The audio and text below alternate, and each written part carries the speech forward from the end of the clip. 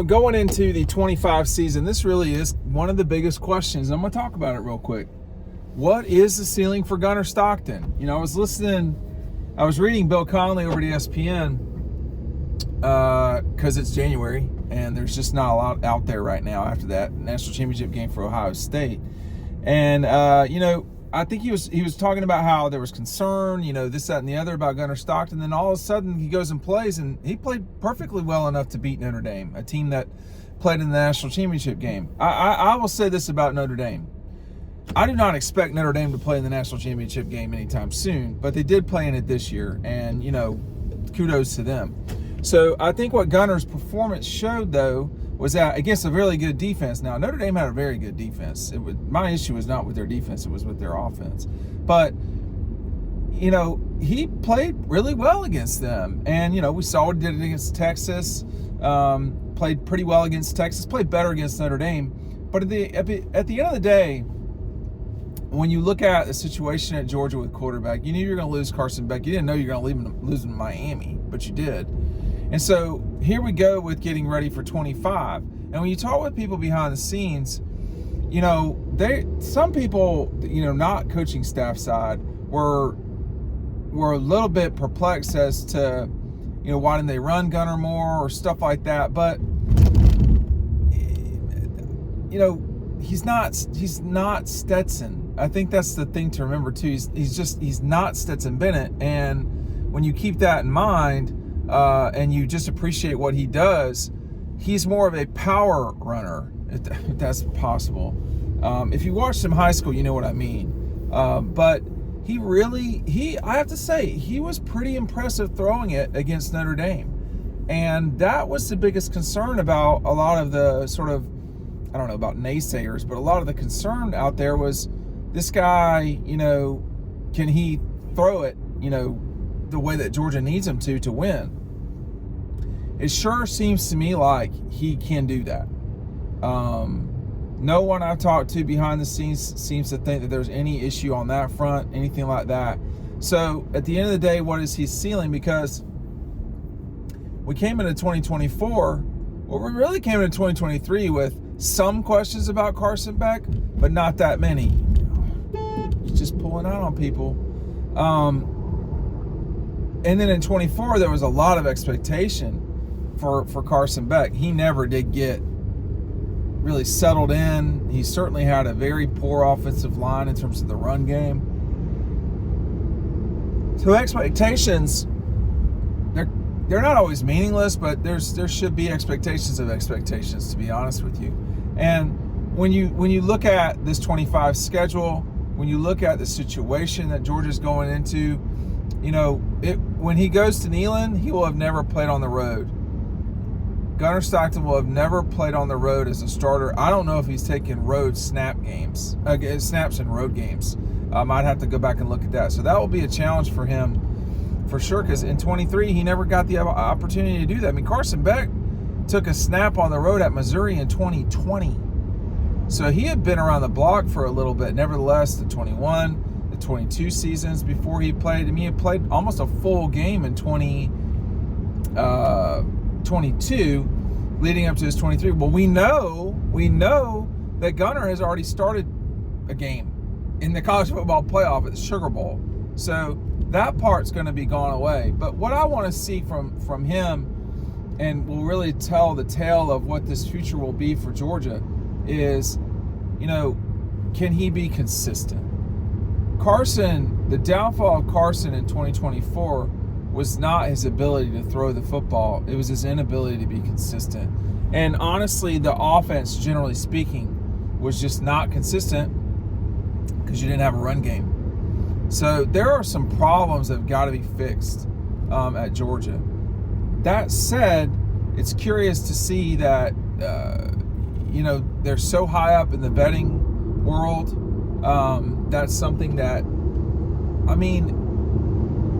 again, we know where all the bodies are buried. If you're watching this, you're probably a Georgia fan or you follow the SEC, and Georgia's got some challenges in terms of overcoming inconsistent play on the offensive side of the ball. But would you pick Alabama in front of them? No. Would you pick Tennessee? No. Would you pick South Carolina? No. Who would you pick? If you pick anybody in front of Georgia, it'd be Texas and Ohio State. And, they both have their own challenges. Ohio State has a lot of challenges, okay? Look, both coordinators gone. Starting quarterback gone. A lot of that offense gone. And it was an explosive, really good offense. And, they did a really good job defensively over these last 3 years. I mean, that turned around pretty quick at Ohio State on the defensive side of the ball. So they will have to, emerge in 2025 in a different way. Like what I mean, not necessarily a different way, but like different players. So that's the hard part. What happens when you lose Darnell Washington or, Keeley or Brock or Kendall Milton, Edwards, Ladd McConkey, Marcus Rosemy-Jacksaint, like the steadiness of those guys helped a lot. And they had those guys for 3 and 4 years. So now when you come in, you don't have steady. We don't know where that's going to come from for Georgia. So what is Gunner's, level of, like, what's the peak that he can get? Can he be the best quarterback in college football? He'd have to prove that. And, there's not a lot of great quarterbacks coming back. Carson Beck, we don't know what's going on with him in his injury. We just don't know. So you've got Carson that's out there. Cade Klubnik, so he's not great. So, you've got, Nico up at Tennessee, Cade Klubnik, Carson. It's not, this is not 2013 SEC with A.J. McCarron, Johnny Manziel, Aaron Murray. That's not around. Zach Mettenberger. That was like a great class. Connor Shaw. These were exceptional quarterbacks in the SEC. That's not out there right now in college football. Nussmeier at LSU is pretty good. Klubnik, pretty good. Carson Beck, pretty good. Nico, pretty good. I'll be honest, there's no great quarterback out there coming back. And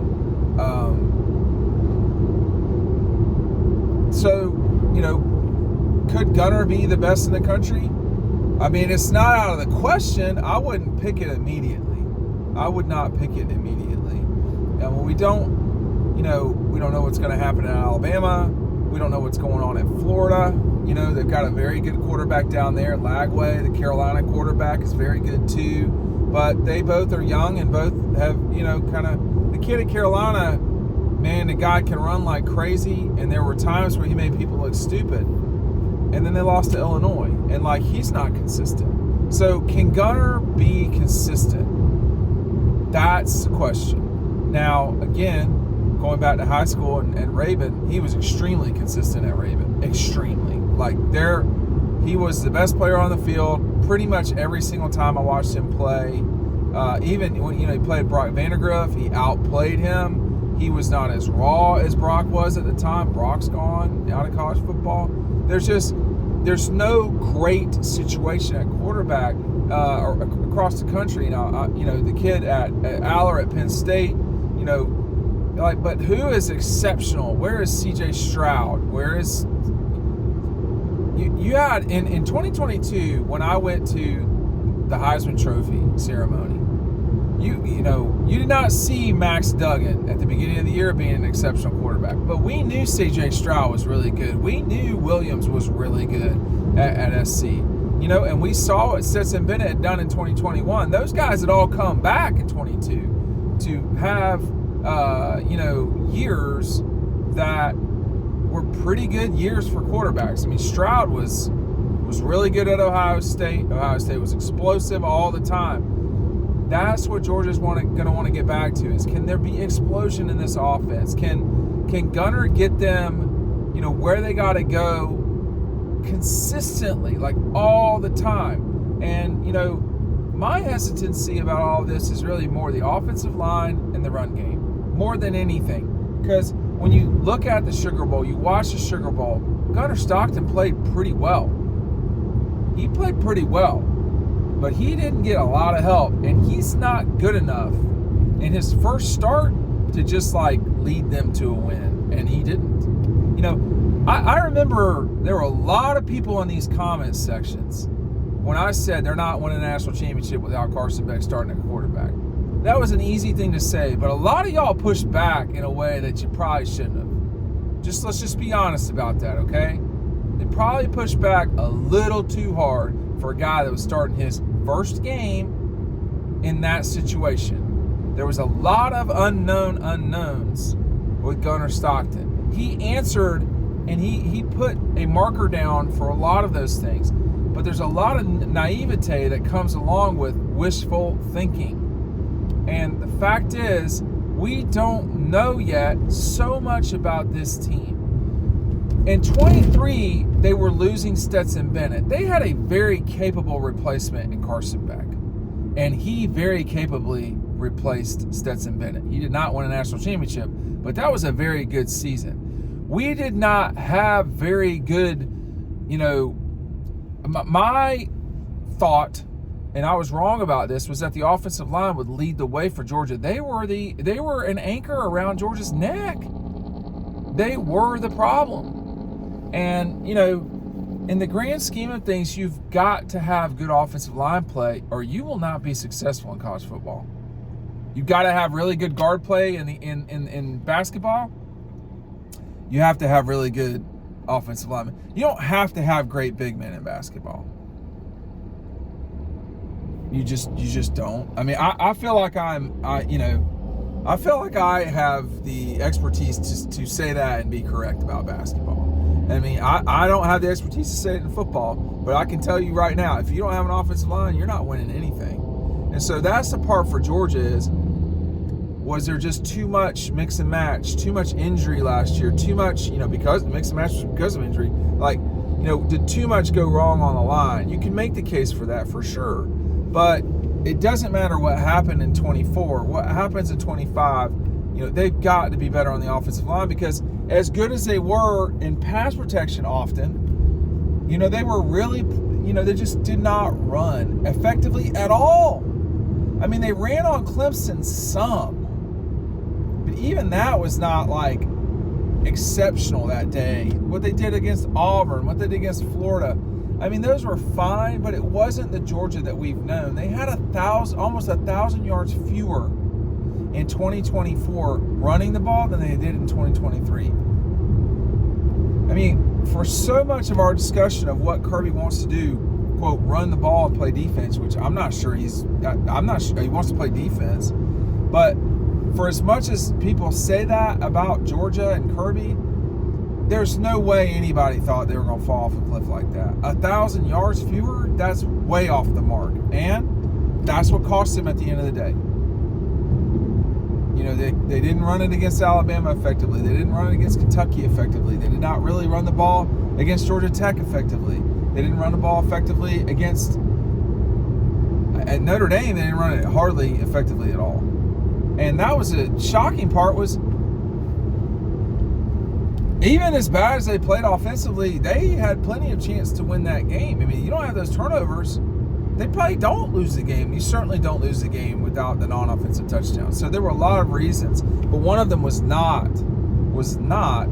Gunnar Stockton. And so we're just going to have to see where this goes with Gunnar.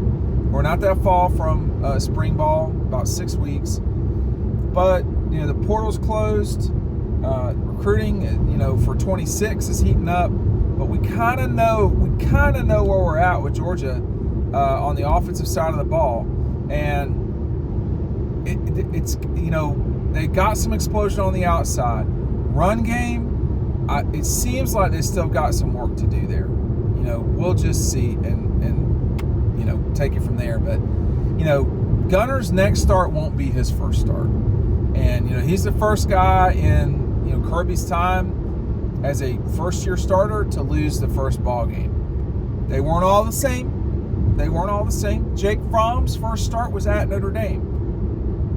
So that's not the same as, the Sugar Bowl and the quarterfinals, but Most guys weren't playing the level that Gunner was playing, but I will say Gunner played better than Jake did in that first game, and Jake played fine. It wasn't great. It was fine. So it was enough to win, but they were able to run the ball, and the defense dominated Notre Dame.